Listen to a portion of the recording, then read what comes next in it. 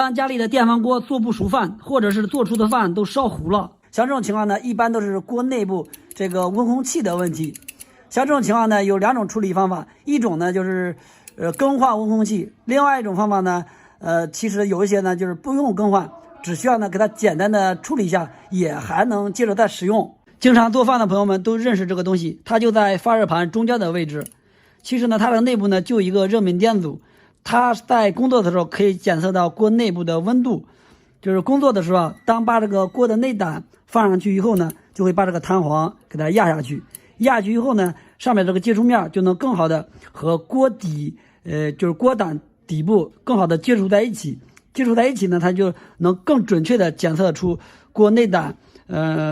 它的温度。如果它坏了以后呢，它就检测温度检测的没有这么准确了，就会出现做饭做出来的饭比较加生，或者是把饭就做糊了。像这种情况呢，它的处理方法呢分为2种，一种呢就是先检查一下，它这个内部的温度传感器，就是内部有个热敏电阻，检查一下它的热敏电阻，看一下它的阻值正常不正常。然后呢，还需要就是测量的时候呢，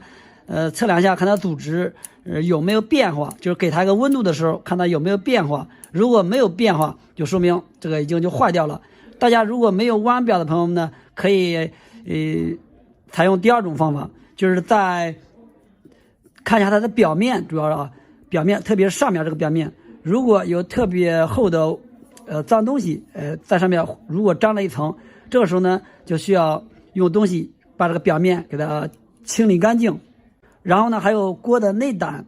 底部和它接触的那个面也需要检查一下，看一下它有没有脏东西。如果有的情况下，也需要把它给清理干净。如果不清理干净呢，就是它们2个放上去以后呢，接触在一起，因为中间有脏东西，它有隔层。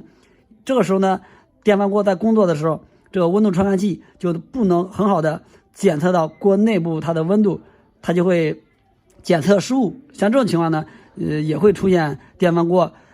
加热不正常，就是做出的饭加生或者是烧糊这种情况。还有另外一种情况呢，就是在检查的时候呢，也要检查一下发热盘，看上面有没有脏东西。如果有的情况下，它也不能更好的加热，像这种情况呢，也需要把发热盘给清理干净。如果这2方面、3方面都清理干净了，还是出现加热不正常，像这种情况呢，就需要更换这个温控器了。其实呢，买个温控器也很便宜的，从网上自己都可以买到。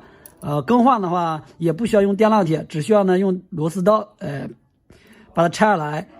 更换上去就可以解决问题了。其实呢，在我维修的过程中，温控器坏的还是比较少的。